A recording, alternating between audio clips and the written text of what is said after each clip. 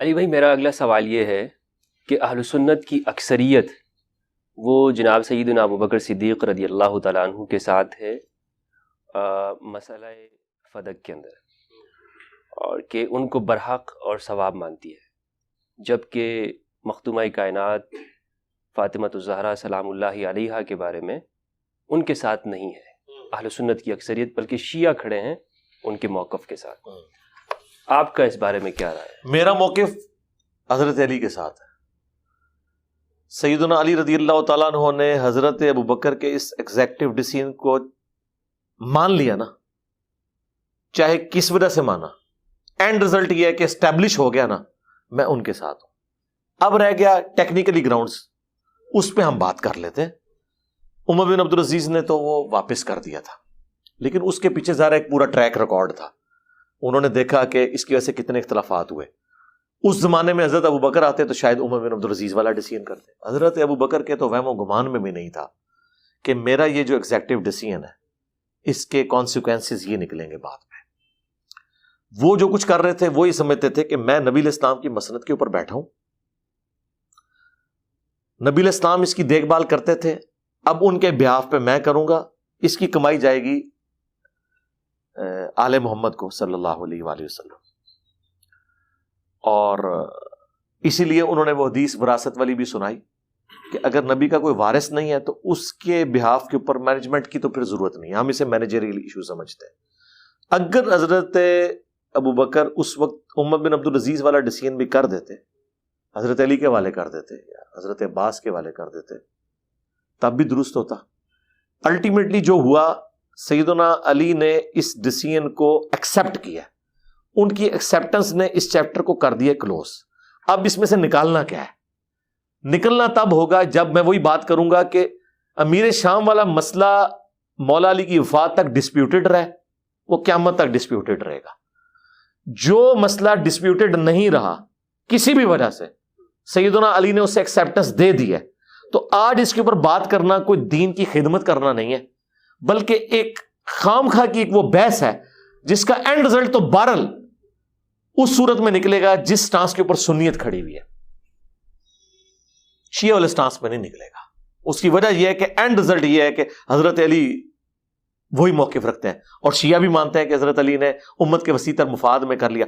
سرکار اگر اس وقت امت کا وسیع تر مفاد ضروری تھا نا، آج تو زیادہ ضرورت ہے، آج تو 7100 فرقے بن چکے ہیں، تو مہربانی کرو امت ہے اس معاملے نو اتنے ٹھپ کر دو۔ بہرحال یہ بات ٹھیک ہے، آپ اختلاف رائے کر سکتے ہیں، ظاہر اختلاف رائے تو اس سے بڑا کیا ہوگا کہ عمر بن عبدالعزیز نے بالکل حضرت بکر کے یعنی بالکل اپوزٹ ایک ڈیسیژن کیا۔ اس کا مطلب یہ مسئلہ انہوں نے اجتہادی سمجھا، اس کو چینج کر دیا۔ تو لیکن یہ تو یہاں تک آپ کی جو بات ہے یہ درست ہے کہ اس چیپٹر کو کھولا نہ جائے، چھڑا نہ جائے، لیکن جو شخص اس کو کھولتا ہے اور وہ یہ ساتھ میں یہ کہتا ہے کہ جی معاذ اللہ سیدہ کائنات جو فاطمہ الزہرا سلام اللہ علیہا ہیں وہ خطا پر ہے، نہیں ہے، اور اس میں دلائل دیں، نہیں وہ تو یہ جو بہت بڑا مجرم ہے۔ اسے تو میں سب سے پہلے یہ کہوں گا کہ یہ جو تم بدعت کر رہے ہو، کیا سیدنا ابوبکر صدیق رضی اللہ تعالیٰ عنہ نے سیدہ فاطمہ سے کبھی کہا کہ آپ خطا کے اوپر ہیں؟ انہوں نے تو اس طرح کی کوئی بات نہیں کی ہے۔ حضرت ابوبکر نے دونوں میں سے ایک رائے کو اڈاپٹ کیا، صحیح ہے، رائے دے دی، ایک رائے تھی، اپنے الفاظ دوسروں کے اس میں نہیں، یہ تو بہت بڑا ظلم کر رہے ہیں یہ لوگ۔ اچھا یہ بھی میں آپ کو بتاؤں، یہ غلوف کی وجہ سے ہوا ہے۔ انہوں نے یہ کیا، انہوں نے کہا کہ شیعہ چونکہ حضرت ابوبکر پہ لعن طعن کرتے ہیں، ہم یعنی حضرت فاطمہ کی غلطی کو اسٹیبلش کریں نعوذ باللہ، تاکہ حضرت ابوبکر کو بچا لیں۔ تو اس طرح تو نہیں وہ بچیں گے۔ بچنے کا طریقہ یہ ہے کہ دو رائے تھی، حضرت ابوبکر صدیق رضی اللہ تعالیٰ عنہ کو اگر پتا ہوتا کہ بعد میں یہ ہونا ہے تو یہ ایسا نہ ہوتا۔ ظاہر مستقبل تو کوئی نہیں جانتا تھا نا، صحابہ کرام کو اگر ان جنگوں کا پتا ہوتا، علم غیب ہوتا، ایک دوسرے کے دل کا حال جانتے ہوتے، تو اس طرح جنگیں بھی نہ ہوتی، معاملات حل ہو جاتے۔ دیکھیں نا جنگ کس بنیاد پہ ہو رہی ہے کہ جی قصاص عثمان ہے اور حضرت علی سیریس نہیں ہے۔ اگر حضرت طلحہ زبیر عائشہ حضرت علی کا دل کا حال جانتے ہوتے کہ یہ سیریس تو ہیں لیکن یہ ان کے جینون پرابلم ہے، تو جنگ کی ضرورت ہی نہیں تھی، علم غیب نہیں تھا اس زمانے میں ہوتا۔ یہ تو بعد میں اولیاء اللہ ایک دوسرے کے حال دل کے جانتے ہیں نا، صحابہ تو نہیں جانتے تھے۔ ادھر بھی یہی بات میں کروں گا کہ جو یہ والا ایشو تھا، حضرت ابوبکر کو تو نہیں پتا تھا کہ مستقبل میں کیا ہو جانا ہے۔ ادروائز حضرت عمر بن عبدالعزیز نے جو ڈیسیژن کیا ہے شاید یہ ڈیسیجن وہ کر دیتے. خطا والا تو معاملہ ہی کوئی نہیں ہے. خام خواہ ایک چیز کو اٹھانا اس حوالے سے, یہ تو میں سمجھتا ہوں کہ ناسبیت ہے. ناسبیت, ہاں بالکل ناسبیت ہے. کیونکہ دیکھیں یہ لوگ بے گناہ بے خطا معاویہ تو نعرہ لگا رہے ہیں, اور سیدہ جب فاطمہ کی باری آئی ہے سلام اللہ علیہا تو ادھر خطا, اور پھر جب تھوڑا دبایا تو پھر خطا اجتہادی اور یہ چیزیں شروع ہو گئی. تو خطا اجتہادی تو پہلے دن سے امیر شام کے بارے میں سب کو پتا ہے. ادھر جب نعرہ تمہارا لگا رہا تھا وہ باپا جانی اور اس کی سپورٹ میں تم لوگ کھڑے تھے, اس وقت نہیں اس کو کسی نے مت دی کہ یہ تو نعرہ لگ ہی نہیں سکتا.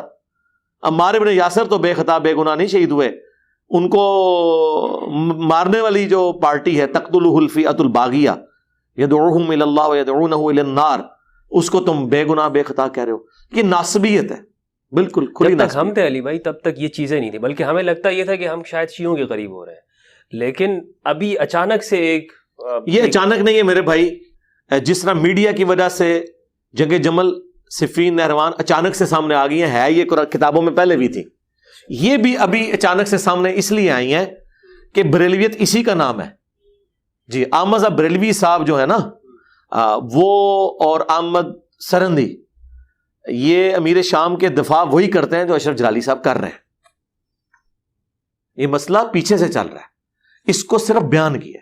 اگر میں بریلویت کو دیکھوں نا تو میں اشرف جلالی کو حق پہ مانتا ہوں. اگر میں سنیت کو دیکھوں اور کتاب و سنت کے منہج کو دیکھوں تو اشرف جلالی جو ہے خطا کے اوپر ہے. بریلویوں کو کوئی حق نہیں پہنچتا کہ اشرف جلالی کے بارے میں بات کرے, کیونکہ وہ بریلویت کو لے کے چل رہا ہے. اسی لیے آپ دیکھیں اعلیٰ حضرت کے مزار سے بھی ان کے حق میں فتویٰ نکلا ہے. جتنے ہارڈ لائنر بریلوی سب ان کے ساتھ کھڑے ہوئے ہیں. یہ تو چند ایک لوگ ہیں نا, حنیف قریشی صاحب یا سین الدین شاہ صاحب اکا دکا یا ڈاکٹر طاہر قادری صاحب ہے. اوورآل جو ساری بریلویت ہے وہ تو ان کے ساتھ کھڑی ہوئی ہے. تو ختم ہو جائیں گی بریلوی تو ایسے؟ ہماری تو خواہش ہے کہ ختم ہو جائے, اور لوگ سارے فرقوں سے ختم ہو کے کتاب و سنت کے اوپر آ کے اپنے آپ کو مسلم کے, کیونکہ ایک صحیح ضمیر والا انسان تو کبھی بھی اس جگہ پہ نہیں. ہم تو اندر سے بڑے خوش ہیں, بہت خوش ہیں. میں آن کیمرہ کہہ رہا ہوں, ہم تو اس بات پہ پریشان, میں چاہ رہا ہوں کہ اس کے بعد آپ پہ یہ کھلے گا کہ بلنڈر ہی ہوتا ہے, وہ کسی سے بھی ہو سکتا ہے. ایٹ لیسٹ اب بریلویوں کو تو پتا چل گیا نا کہ اعلیٰ حضرت امیر شام کے مسئلے میں غلط تھے, تو وہ جو میں ڈرل کرنا چاہتا تھا وہ تو ہو گیا نا, کہ اس کا مطلب پھر اعلیٰ حضرت باقی چیزوں میں بھی غلط ہو سکتے ہیں.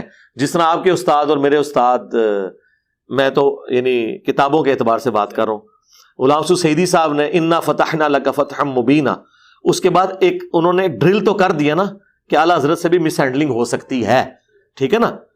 عبداللہ محدث دہلوی سے داڑھی کے مسئلے میں اختلاف کر کے انہوں نے ایک ڈرل تو کر دیا نا, تو میں سمجھتا ہوں ایک ڈرل ہے, اور بریلویوں کو پریشان ہونے کی ضرورت نہیں. آپ تو خود ایک جعلی روایت سناتے ہیں کہ اختلاف میری امت میں رحمت ہے, تو انجوائے کرو اس رحمت کو. یہ روایت تو جعلی ہے, لیکن میں تو اس رحمت کو انجوائے کر رہا ہوں کہ بریلویوں کو یہ بتانے میں کامیاب ہو جاؤں کہ دیکھ لو تمہارے اپنے فرقے کے اندر بھی کتنی دو ڈیفرنٹ رائے ہیں. لہٰذا آپ ذرا اپنا دماغ کھولو اور دیکھو کہ کتاب و سنت کیا کہہ رہا ہے. دونوں طرف بڑے بڑے علماء کھڑے ہوئے ہیں نا, تو کوئی ایک تو ٹھیک ہوگا. جب ایک ٹھیک ہوگا نا تو جو غلط نکل رہا ہے نا وہ تمہارے فرقے کا امام ہے. یہ اشرف جلالی بھی بیسیکلی نقشبندی ہے, یہ شیخ احمد سرندی کا مرید ہے, آپ کو پتا ہے, یہ نقشبندی سلسلے میں ہے. اسی لیے اس نے افکار مجدیہ کا ذکر کیا ہے. افکار مجدیہ یہی ہے, ہاں وہ تو بہت ہارڈ لائنر ہے اس معاملے میں. اور مجھے یہ کہنے میں آر نہیں ہے, سب سے پہلے یہ بات میں نے پروفیسر احمد فی اختر صاحب سے سنی تھی, وہ گجر خان والے, کہ پاکستان انڈیا بنگلہ دیش میں جو سنی شیعہ کنفلکٹ ہے نا, اس کو ہوا جس بندے نے دی ہے نا وہ شیخ احمد سرندی ہے. اس کے مکتوبات کے اندر زہر گھلا ہوا ہے شیعہ کے خلاف بہت زیادہ. آپ مکتوبات پڑھیں, آپ کو تو یہ جو تکفیری جماعتوں کا زہر نظر ہی نہیں آئے گا جو اس کے اندر پایا جاتا ہے. لیکن یہ بات ہے حضرت علی کے لیے وہ اپنی تصوف کی لائن کی وجہ سے ایک عقیدت رکھتے ہیں. وہ میں نے بتایا نا سنیت پہ اوور آل امبریلا رہتی ہے.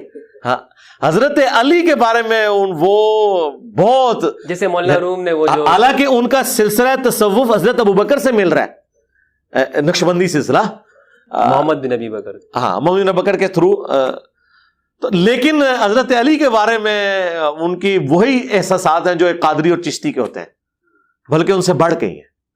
لیکن امیر شام کے بارے میں انہوں نے کہہ دیا کہ جو امیر شام کے بارے میں بولے وہ دوزخ کے کتوں میں سے کتا ہے. اور یہی کہانی جو ہے آگے احمد بریلوی نے نقل کی, اور وہی یہ لوگ لے کے آج کل چل رہے ہیں. یہ جو حاویہ والا ہے یہ عربوں میں ایک بڑی ایک عمدہ مثال ہے, لیکن میں یہاں دینا نہیں چاہتا. چھوڑ دیں. تو